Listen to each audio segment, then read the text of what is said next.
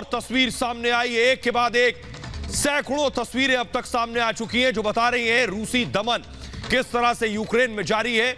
Ukraine से तस्वीर सामने आई, देखिए जरा इस तस्वीर को। यह बताया जा रहा है यहां रॉकेट से हमला हुआ है और उसके बाद पूरी इमारत में आग लग गई है और भीषण आग है, जबरदस्त आग जिसे आप तस्वीरों में देख पा रहे हैं। आग की ऊंची ऊंची लपटें उठ रही हैं इन तस्वीरों में, देखिए जरा। सबसे पहले रिपब्लिक भारत पर आप ये तस्वीरें देख रहे हैं, जो हालात हैं वो लगातार बिगड़ते जा रहे हैं। चारों तरफ से मिसाइलों की बौछारें हो रही हैं यूक्रेन के ऊपर। रूस यूक्रेन की ये सबसे ताजा तस्वीर इस वक्त आप देख पा रहे हैं, यानी रात के वक्त भी इस तरह के हमले जारी हैं। बिल्कुल, और लगातार अगर युद्ध की हम बात करें तो रात के अंधेरे में सबसे ज्यादा हमले होते हैं और 4 दिन से हम यही देख रहे हैं। हर सुबह इस तरह की तस्वीरें आती हैं कि रात को क्या कुछ। और ये देखिए बेहद डरावनी तस्वीरें हैं और बेहद भयावह तस्वीरें हैं। ये भयंकर आग लगी है हमले के बाद और ऐसा लग रहा है कि यहाँ कोई ज्वलनशील पदार्थ है, ये कोई ऑयल डिपो भी हो सकता है। अभी हम स्पष्ट नहीं कर पा रहे इन तस्वीरों को देखकर, लेकिन आग से तेल डिपो ही है, ये तेल डिपो ही है। और इसी वजह से जब यहाँ हमला हुआ है तो भयंकर आग लग गई है। और तेल डिपो पर आग लगने का मतलब है जब तक पूरा तेल खत्म नहीं होगा आग बुझाना असंभव होगा और ये आग फैल सकती है। और इस आग से जितना धुआं पैदा होगा उससे वैसे भी शहर को भयंकर नुकसान होगा। तो तबाही की तस्वीरें लगातार सामने आ रही हैं। देखिए जरा कितनी भयावह आग है, इन तस्वीरों के माध्यम से आप देख सकते हैं। आग की ऊंची लपटें उठ रही हैं। बताया जा रहा है ऑयल डिपो था, इसमें तेल था, हजारों लाखों लीटर तेल यहां मौजूद था, सोचिए। और यहां एक चिंगारी भी कितना बड़ा शोले में तब्दील हो सकती है, वो तस्वीरें आप इस वक्त देख पा रहे हैं। देखिए जरा एक चिंगारी ने कितना भयंकर और भयावह रूप ले लिया है। और देखिए आग की ऊंची ऊंची लपटें आप देख रहे हैं। ये यानी अब इस वक्त रूस चुन चुन कर उन जगहों पर हमला कर रहा है जो सबसे ज्यादा यूक्रेन के लिए तकलीफदेह होगी और यूक्रेन को सबसे ज्यादा बुरी स्थिति में लेकर जाएगा। और ऑयल डिपो में हमला करने का मकसद यह है कि तेल की, ईंधन की कमी यूक्रेन के अंदर हो जाए, जिससे सबसे ज्यादा परेशानी टैंक्स को होगी, गाड़ियों के मूवमेंट पर होगी। लोगों को पेट्रोल और तेल नहीं मिलेगा, टैंक्स को तेल नहीं मिलेगा, इसलिए टैंक्स का मूवमेंट भी रुक जाएगा। बिल्कुल, तो तमाम संसाधनों पर लगातार हमले हो रहे हैं। संसाधनों को, जो तमाम सप्लाईज हैं उनको बाधित किया जाए। कई जगह तेल पाइपलाइन पर भी हमले किए गए हैं। तेल पाइपलाइन टूट गई हैं, ध्वस्त हो गई हैं, यानी तमाम तरह की सप्लाईज बाधित हो गई हैं। उसके बाद तेल डिपोज को निशाना बनाया जा रहा है ताकि ईंधन की आपूर्ति पूरी तरह से ठप हो जाए। ईंधन की आपूर्ति ठप होने का मतलब है कि आपको बिजली मिल पाएगी, ना आपकी गाड़ियां चल पाएंगी, ना ही आपके जितने भी युद्धक वाहन है उनको ईंधन मिल पाएगा। तो इस तरह से स्ट्रेटेजिकली निशाना बनाया जा रहा है उन तमाम महत्वपूर्ण ठिकानों को रूस की तरफ से। देखना यह होगा कि आखिर ये भयावहता कितने दिन तक जारी रहती है और यूक्रेन कितने दिन तक ये झेल पाता है। जवाबी कार्रवाई की कोशिश यूक्रेन जरूर कर रहा है, लेकिन अभी भी उसे मदद का इंतजार है। और इस बीच लगातार ये तस्वीरें सामने आ रही हैं।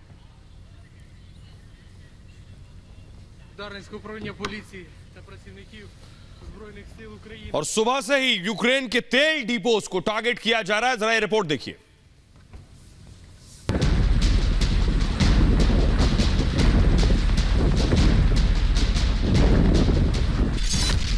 यूक्रेन को तबाह करके मानेगा रूस।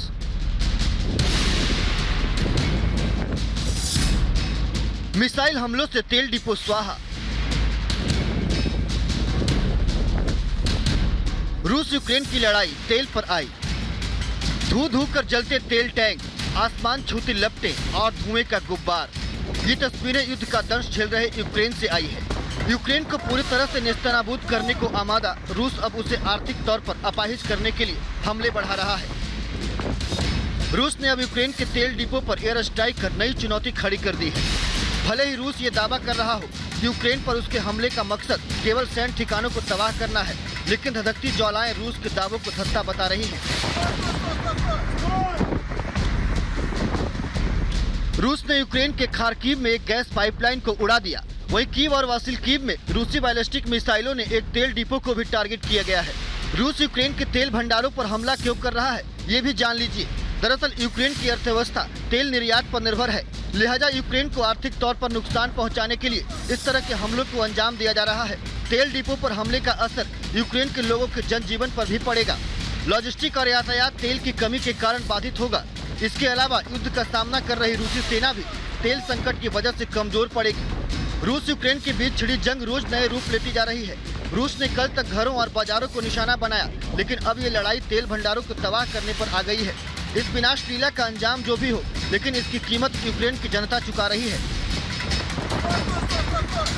Bureau report, Republic Bharat.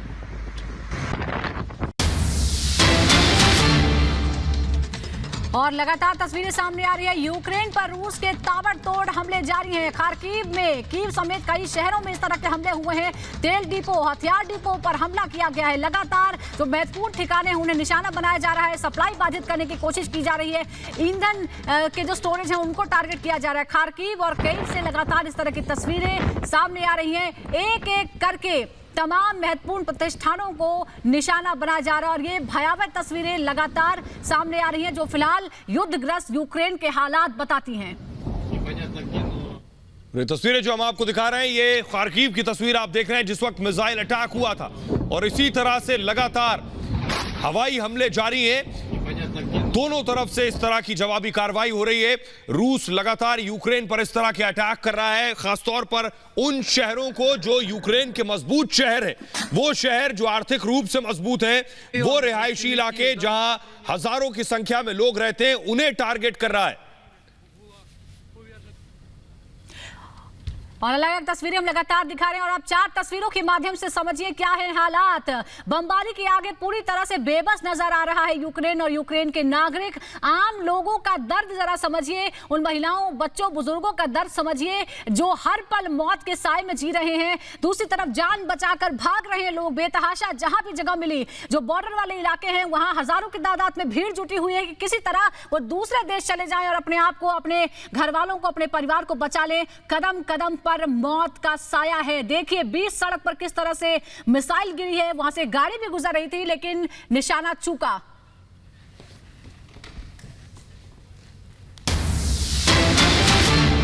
और इस बीच एक और बड़ी खबर आपको बता दें, लिथुआनिया ने भेजी है यूक्रेन में सैन्य मदद। दुनिया के कई देशों से यूक्रेन को सैन्य मदद भेजी गई है। तस्वीरें भी सामने आई, वो भी आपको दिखाऊंगा। देखिए किस तरह से सैन्य मदद भेजी जा रही है। इस तस्वीर को जरा ध्यान से देखिए। इस वक्त सबसे ज्यादा जरूरत यूक्रेन को गोला बारूद और हथियार की है और चारों तरफ से यूक्रेन को इस तरह की मदद भेजी जा रही है। ये जो मैं आपको दिखा रहा हूं, लिथुआनिया से ये सैन्य मदद भेजी गई है। संभव है इसका इस्तेमाल यूक्रेन रूस के खिलाफ करेगा, लेकिन एक बड़ा सवाल यह है कि क्या ये इस स्थिति में है कि फौरन यूक्रेनी सेना इन हथियारों का, गोला बारूद का इस्तेमाल कर पाएगी रूस के खिलाफ। इससे पहले आपको बताएं, जापान ने भी, अमेरिका ने और कुछ और देशों ने, जर्मनी ने खासतौर पर कई रॉकेट्स भेजे हैं यूक्रेन को जो रूस के खिलाफ इस्तेमाल किए जा सकते हैं। लेकिन उसमें एक बुनियादी समस्या इस तरह की आती है अमूमन कि उनका इस्तेमाल कैसे करना है, उसके लिए बाकायदा तकनीक किस तरह से दी जाएगी, कैसे उसको यूज करना है रूस के खिलाफ। ये ट्रांसफर होते होते क्या इतना वक्त ना लग जाए कहीं कि जंग समाप्त हो जाए। ये तस्वीरें मैं आपको दिखा रहा हूं।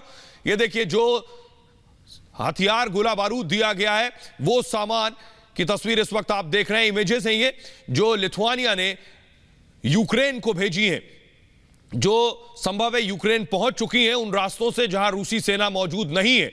और इसी तरह से आपको बताऊं, जर्मनी ने भी लगभग 1000 मिसाइल भेजी हैं।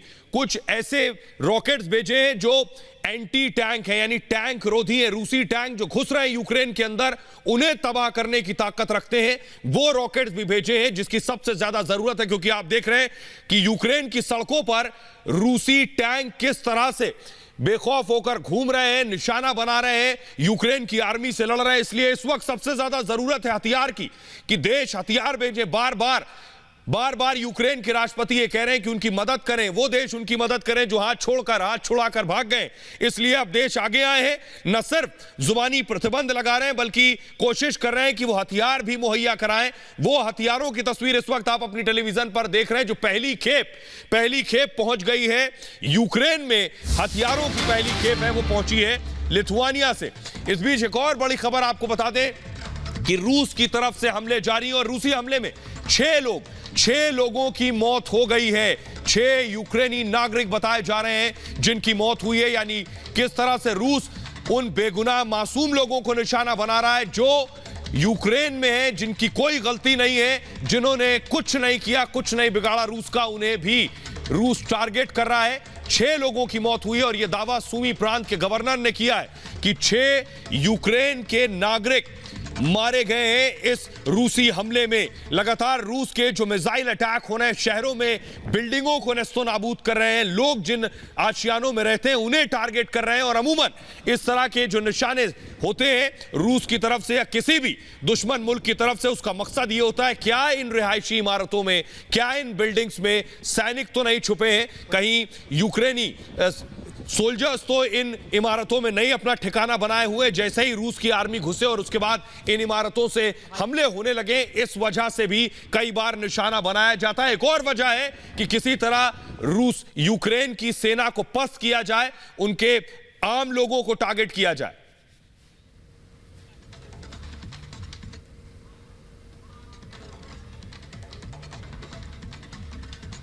और लगातार हम खबरें आपको बता रहे हैं यूक्रेन से किस तरह की खबरें आ रही हैं और क्या कुछ अभी तक हुआ है। आपको बता दें कि वोलोदिमीर ज़ेलेंस्की जो कि यूक्रेन के राष्ट्रपति हैं, वो लगातार अपील कर रहे हैं, वो तमाम राष्ट्राध्यक्षों से बातचीत कर रहे हैं और उन्हें मदद भी मिल रही है। और तमाम जो देश है, Canada, Denmark, France, Luxembourg, Netherlands, Italy, America, Britain, Belgium, ये सब ये नाटो से जुड़े हुए देश हैं, इन सब से वो लगातार मदद की गुहार लगाते रहे हैं। और अब कई देशों से हथियारों की, सैन्य मदद की बात कही गई है और उसको शुक्रिया भी कर रहे हैं। यूक्रेन के साथ कौन कौन है ये भी हम आपको दिखा रहे हैं। ये तमाम देश हैं जो यूक्रेन का साथ जरूर दे रहे हैं। हालांकि अभी तक कोई जमीन पर किसी ने अपनी सेना नहीं उतारी है, लेकिन सैन्य मदद जो है वो उसकी शुरुआत हो गई है। तमाम देशों ने इसका ऐलान कर दिया। तमाम देश है कनाडा, डेनमार्क, फ्रांस, जापान, दक्षिण कोरिया, लग्जमबर्ग, नीदरलैंड, इटली, ये तमाम देश हैं जो यूक्रेन के साथ है। वोलोदिमीर ज़ेलेंस्की जो कि राष्ट्रपति हैं यूक्रेन के, उन्हें ये सलाह दी गई थी कि आप देश छोड़कर चले जाइए, लेकिन उन्होंने कहा कि नहीं, वो अपने देश में रहेंगे, अपने देश के लिए लड़ाई लड़ेंगे।